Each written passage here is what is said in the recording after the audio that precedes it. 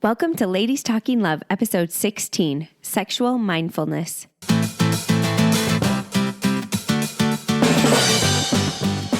It's Ladies Talking Love, a community of women uncovering more joy and fulfillment in sex as we learn from experts and amazing women like you. Together, let's create a world where women's sexuality is celebrated and understood, beginning with our own. I'm your host, Ariel Finlinson. Let's talk love.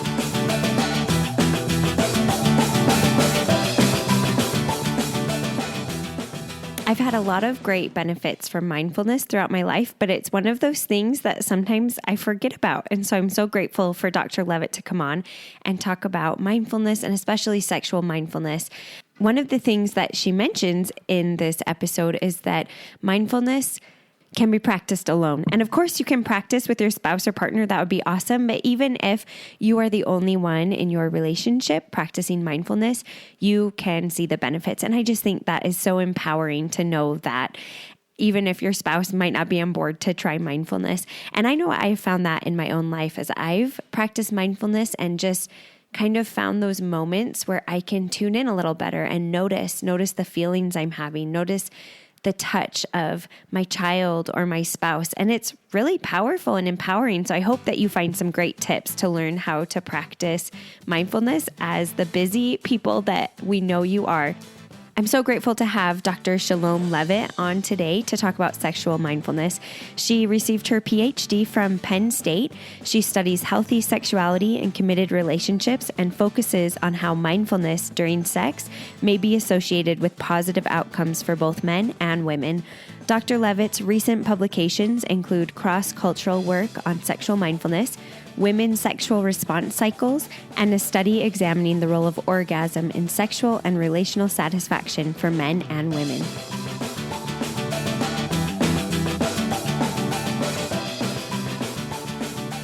Before we jump in, I just wanted to thank you for being here. Thank you for helping be the change that we hope to see in the world. If this podcast has been meaningful and helpful for you, I would really appreciate if you could share it with your friends and family and also leave a review wherever you listen to your podcasts. As always, let's talk love.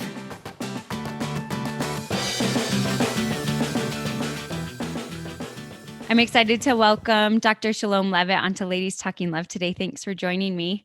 Thanks, Ariel. It's my pleasure. So you used to be a lawyer. How did you kind of transition into becoming a sexuality researcher? Great question. I sometimes still have to recount this story for myself because it's like, wow, how did I get here? So I was doing some work in Eastern Europe and just started noticing relationships and really noticing the breakdown of relationships. So when we moved back to the States, I wanted to just kind of dig into this and see if I could understand it better. I ended up getting a master's degree in human development and family studies, and then just decided that this really felt like an important way to contribute. And so went ahead and got my PhD at Penn State as well. So how did you find sexual mindfulness specifically as you were studying and going throughout your degree? I was studying sexuality to begin with and had been studying it for a few years. And I was actually in my PhD program at Penn State, and someone came and was presenting on mindfulness. And at that time, mindfulness was really, the research on mindfulness was really on how to reduce stress and pain, and also how to help teachers not burn out so quickly in public schools. And so they were presenting on that. As I was listening to the ideas of mindfulness and the way it helped reduce stress, anxiety, I thought, oh my gosh, this fits perfectly in our sex research. And I looked to see if anybody was doing anything. There really hadn't been anything done at that time. And I connected with a few other researchers who were starting to do some preliminary work on it. And we generated a really great measure to look at how mindful people are during sex. So what did you find? Well, lots of things. I mean, first of all, it does reduce anxiety and stress. And we know that anxiety is the enemy to arousal. When people are feeling anxiety, it's really hard to stay in the moment. And the other thing that's really nice about mindfulness, especially in a sexual setting, is that it helps us kind of let go of all of that noise we have in our head about evaluating, am I performing just right? How does my body look? I'm self-conscious about, this or that. Especially women, we seem to be so critical of our bodies. Maybe we have a little fat roll or stretch marks from having children, or whatever it is. Being mindful helps us to just slow that process down and kind of give space for us to just dismiss any judgmental thoughts we have, and instead focus on touch, focus on that emotional connection. So you can imagine the great outcomes that people report after they've practiced this a while, and have some good techniques to support them in integrating that into their sexual relationship. So we have better communication, we have heightened arousal, more orgasm consistency, just a host of not only functioning abilities, sexual functioning, but also the connection that we feel with our spouse, with our partner. And do couples usually practice this together when you do the research and kind of interview them? Is it a couple thing that they practice mindfulness together, or do they do it separately and then you see how it affects both of them? Yeah, so they certainly can do it together, and we've run 2 interventions, and that's what we taught, was how to help them learn to practice being mindful together as a couple. Okay. Certainly there are things you do individually. You have to kind of base it on a daily practice of mindfulness. I have to be practiced in all my life to really be mindful in my sexual life. And so certainly couples can practice it together. But the really nice thing about sexual mindfulness is that you don't have to have partner buy-in. If you want to just be more mindful yourself, you are still going to see results. In fact, we know, because mindfulness is something that's happening internally. How I come to that relationship has a huge impact on what my outcomes are, but we've also found it has a huge impact on what my partner's outcomes are, whether or not they practice mindfulness. That's amazing. What do you think causes that? Just because both spouses are in the moment more then, and they can feel more and be connected more? Is that kind of what the research has shown? We have a little research to help us understand some of the mechanisms, right? That's what I think we're getting at here, is what is that magic box that's going on? What's happening inside that that helps people have more positive outcomes? What we think it is, and again, very little of this has been tested, but a little has, is we think that what is happening is people slow down because they're less judgmental and there's a little more space for us to observe less critically. We're less likely to attribute negative things to what our partner does, or be a little more curious about why they did some particular thing, or made some comment, or acted in a certain way. So instead of us getting into this habituated pattern of, when he says this, I react this way, instead we slow that process down.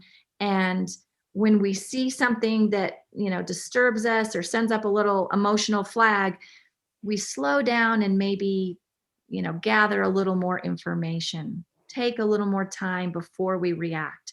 That's what I think is really happening here, not only with our partner, but with us, with how we experience the sexual relationship.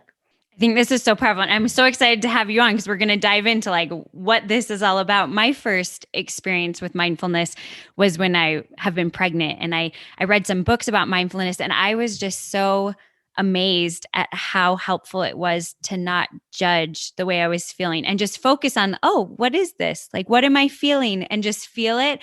And it helped me so much during labor and pregnancy. And even after, I was like, this book isn't just about birth. Like, this is about my whole life. And as I was able to kind of focus on like, oh, what am I feeling? Oh, that's my child holding my hand. And just like feeling things and noticing things that I hadn't been present for before.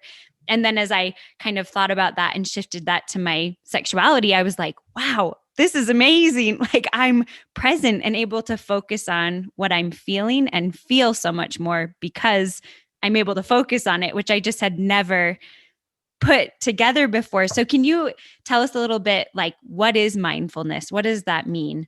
Typically, mindfulness is defined as, slowing down, giving attention and awareness to the present moment in a non-judgmental way. I think those are kind of the components that most people would include in being mindful. What I think is interesting, what you just were talking about, you were just describing how when we do that, when we slow down, we give this moment our awareness, we start to notice details that too often we just kind of buzz right by. We don't even notice. What does it feel like for my child's hand to be in my hand and to feel that soft little, person holding on to me? I think there's so many things we can notice in that.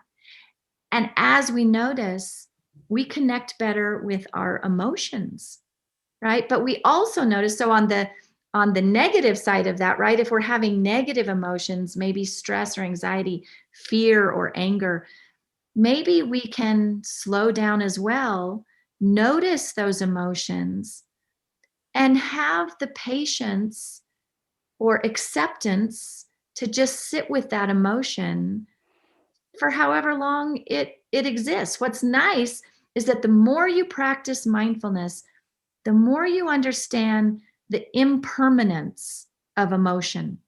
That this is I'm only gonna feel this way for a minute. So let me just feel it.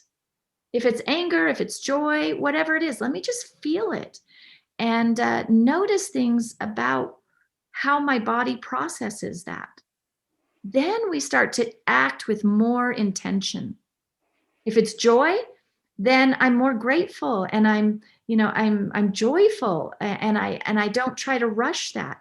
If it's anger, I can slow down. I don't have to react in, my typical patterns, whatever those are. I can just notice that it feels lousy, but I also know it's going to pass, and that's okay. I don't have to judge myself. Oh, I'm a terrible person because I'm angry right now. No, just notice it and kind of observe it like you're curious about it. What is this about? Why might I have felt anger at this moment? I really like that idea of feeling all the emotions because I know for me, I always kind of didn't want to feel the negative emotions. And it was like, okay, I just want to feel the good ones. But then it would bottle up and get really bad. So what are some of the benefits that you have found in your research and in your personal life as you have practiced mindfulness for yourself? Like what are the benefits that come as you feel these emotions, as you notice the little moments in time that maybe you would have missed? I think what we know from research, and then, what I've certainly experienced in my own life, is if you tamp down one emotion, like you were just saying, I don't want to feel the negative ones, I just want to feel the positive ones, it's impossible. Because what's happening is we're training our body. Emotions are nothing more than a little chemical reaction in our body. And it's just a little flag to say, oh, something's out of balance or something's particularly good. And so when we tamp down those little signals in our body, we don't get to just tamp down one in particular. We're tamping down everything. And so the more you just sit with whatever emotion happens to visit you that day, the more you can just sit with it and honor it and understand it and then process it, the more in tune you'll be with all of your emotions. So I think that's one thing we notice about people who are mindful is, first of all, they're better at regulating those emotions. They don't let them, just flare up and have a real problem. They have better emotion regulation, but they also have a better range of emotion. They feel more joy, more creativity, less depression, because we're not tamping things down and then, like you said, letting it bottle up. Until it explodes and then you're like, Yeah, "Ah!" right. So What are some tips you can give us, especially for those of us like me who sometimes it's hard to sit with those hard emotions? We haven't been taught, maybe the way we were raised or some of the cultural influences. It was like, you shouldn't feel these, just move on, put a smile on your face, pretend, whatever it was. What are some ways we can start to learn to kind of notice our emotions and sit with them and act mindfully? What does that look Yeah. like? And it's a process. I mean, I guess that's the most important advice I'd give is it's a process. I think listening to this podcast is an intervention, right? Because you're going to say, "Oh, yeah, I would like to be more that way. I would like to go through that process just like Ariel described." And so what you do is you just try to stop tamping them down. Try to give a little space. When you feel angry, maybe just say, I wonder what made me so mad about that interaction. And don't judge yourself, right? Just be more curious instead of judgmental. I think oftentimes we listen too much to what society tells us we should be instead of learning the wisdom from our own body. Our bodies are pretty wise. And if we can slow down and realize there's no shame in feeling anger, there might be in how I react to it.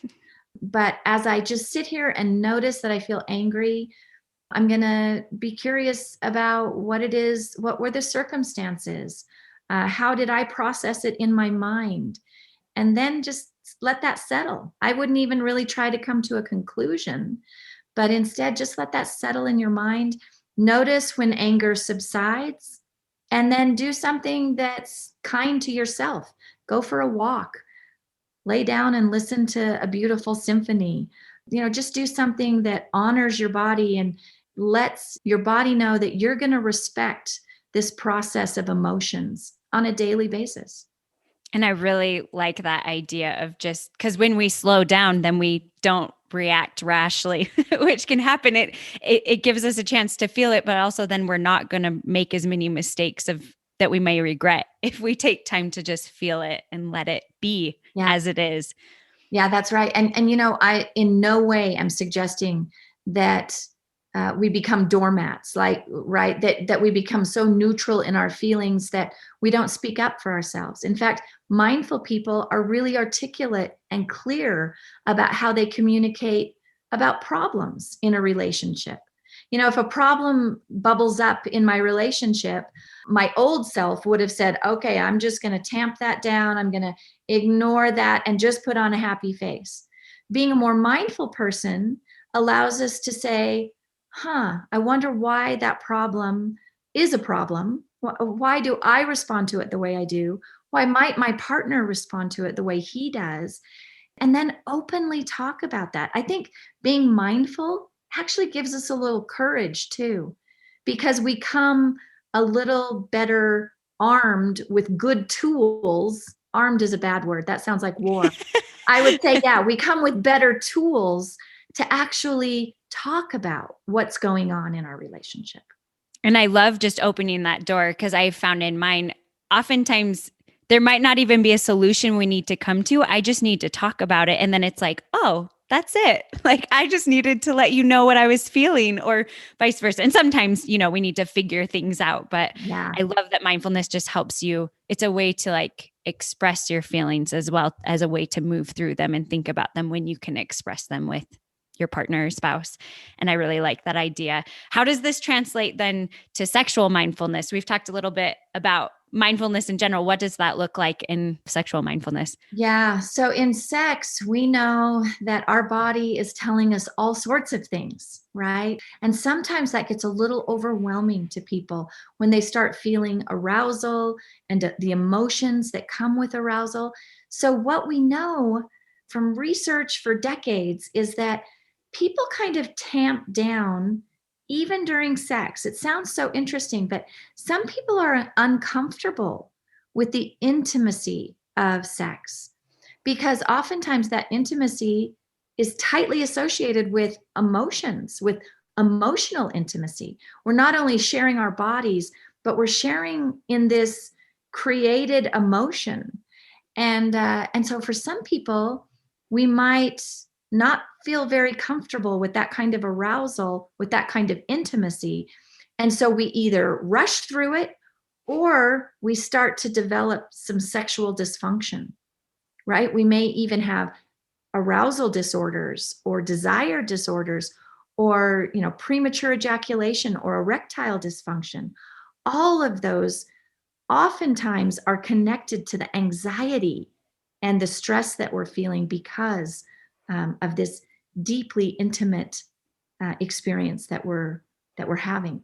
So when we use mindfulness during that experience, we're more aware of what it is that might be bothering us or where we might need to learn to be a little more vulnerable or share our emotions, and then be comfortable with each other's bodies as well. Some of the practices that we have couples do in our intervention is just staring into each other's eyes. And we call it a mindful gaze, right? Take a few minutes to just silently be present with each other's bodies. And what does that bring up? You don't even need to be touching. Some people can be in a loose embrace, but oftentimes it brings up a whole host of thoughts and emotions, some good, maybe some bad. And what it does is it gives couples a space to then start talking about those things and making sure that they're processing them in a healthy way. And then when they touch and when they start that physical arousal process, you can take the time to notice, what kind of touch do I like? What kind of touch irritates me? And I can be open and generous with my partner in describing what would benefit our relationship. I really like that idea. Kind of, we were talking about with mindfulness opening up conversations, that is the same in sexuality, that it allows you time to slow down, to notice and then feel the negative or the Yeah. good things you're feeling, and to say, oh, I don't like that, or I do like that. What are some tips you would give as you're moving into sexual mindfulness to embrace the good that you are feeling more, and to maybe feel and work through some of the negative things that may come up? Yeah, I think as you're more mindful in your general life, just day to day, like I'm mindful while I eat, I'm mindful on my morning walk. I think you will start to notice that if we do it carefully, it transfers over to our sexual relationship, because then we start being more aware. We have more tools to describe to our partner how we feel, what we feel. And like you said earlier, maybe just even saying that is enough to create this safe space for us to feel settled, like we've been heard. Or maybe it's something we need to work on. Women in particular often don't speak up for themselves during sex. And so it may give women the strength and the clarity to say, you know what, I often feel like we rush the arousal process. And so I don't consistently orgasm. Do you think we could take a little more time just touching and holding each other? And then I could be at the same arousal level you are. I think that slowing the process down just gives us room to be able to have those conversations, positive or negative, and then allow for some adjustment so that we're both really connected to each other. What are some of the benefits that you've seen? We talked a little bit about this at the beginning, but what are some of the benefits that you've seen happen in couples' relationships as they've started to practice mindfulness in their life and sexual mindfulness? Yeah, the benefits are just across the board. We notice better communication about sex, which you can see just in how we described it just now, that would happen. But that leads to less sexual functioning problems, right? We have more arousal because we're paying attention to it. It's interesting, in research we know sometimes women disconnect from their body. So intellectually they're thinking, yeah, I'm not feeling much arousal, but their body is actually feeling arousal, right? They're lubricating, they have more blood flow to their genitals, and yet somehow we're not letting that register in our mind. We know mindfulness during sex helps that gap kind of close. So couples also have reported more connection in their relationship. They feel more emotionally close. People definitely report more awareness. They're just more aware of the arousal, the sensations that are going on at the moment. And of course, that, that also helps their sexual satisfaction. Interestingly enough, also their relational satisfaction. When sex is going well, our relationships most often go well as well. Which I think is something that I had missed because I didn't realize how connected my emotional and relational part of our relationship was to sex, and then vice versa. Like it plays off of each other. But if these other things aren't going well, sex can't go well. And it just kind of plays off of each other, which I love that mindfulness can really improve both of those and those connections. Yeah. I mean, sex is really where we are our most vulnerable and our most authentic self. And so if we can manage to create a good experience in sex, those skills are absolutely going to transfer over to our larger relationship. Now, sometimes our larger relationship skills don't transfer to sex because it is a little more specific and a little more nuanced. And so we may still have to keep working on our sexual relationship to get it where we want it. What have you seen as you've practiced mindfulness? How has that affected your relationship with your spouse and in your personal life? Yeah, I mean, just like we described, I'm no different than everybody else, but taking the time to slow down and figure out what my emotions are telling me has been really important. And it's also taught me that it's not as easy as it sounds. It does take practice. You can start today and you will start to notice benefits.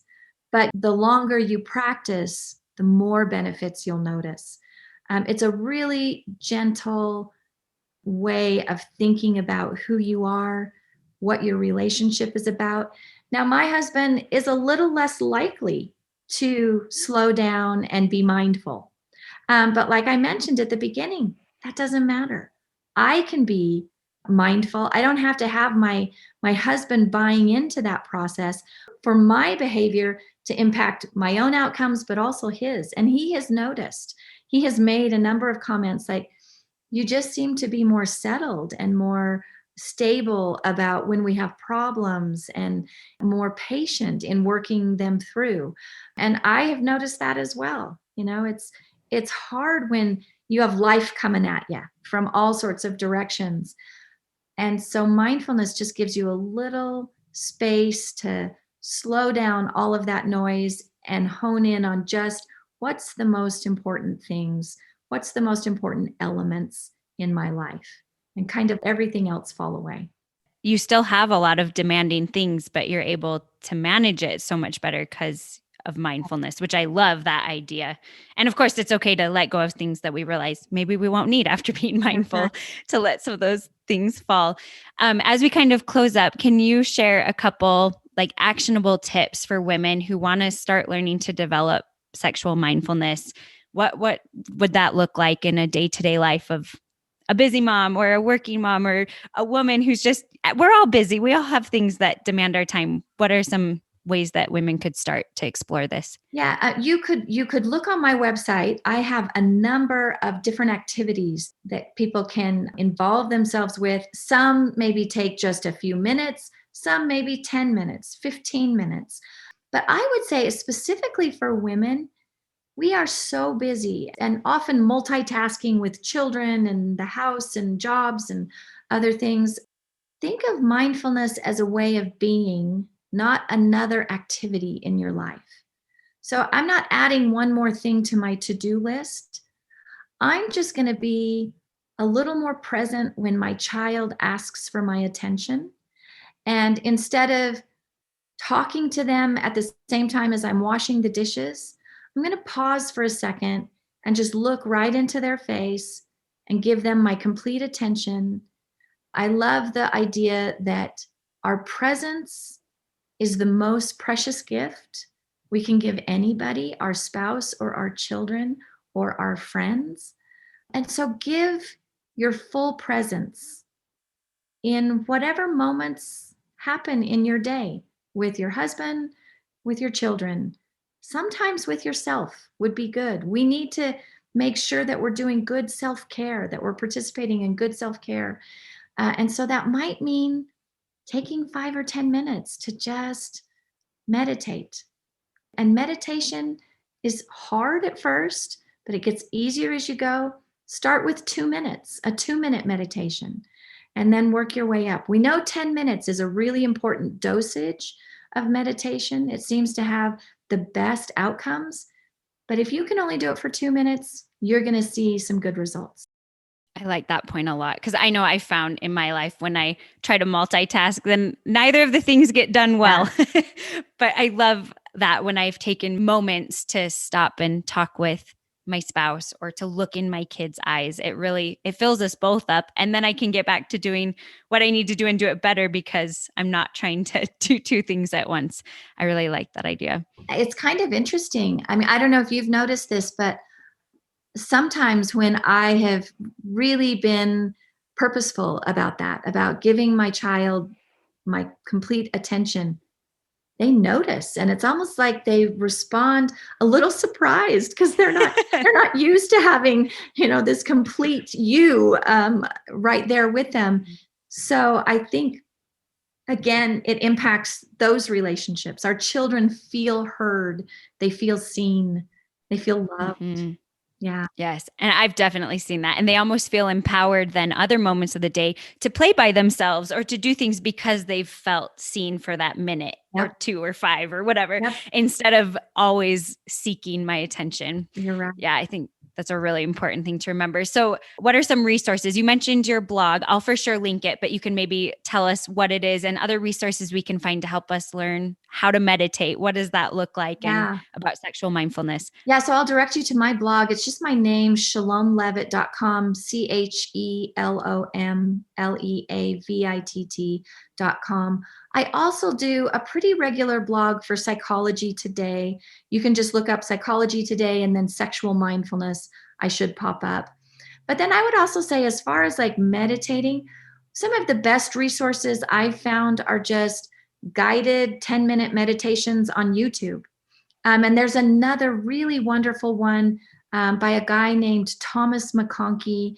It's lowerlightswisdom.com. And he has some really beautiful meditations that will just guide you through short or long practices. Awesome. I'll for sure link all of those in the show notes so that you can find those. Thank you so much for coming on today, Chelom. It was great to have you. Thanks, Ariel.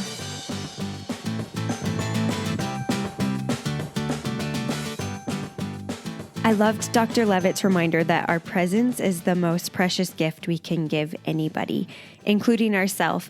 And those moments when I'm able to be completely present are some of the most beautiful that I've experienced in my life.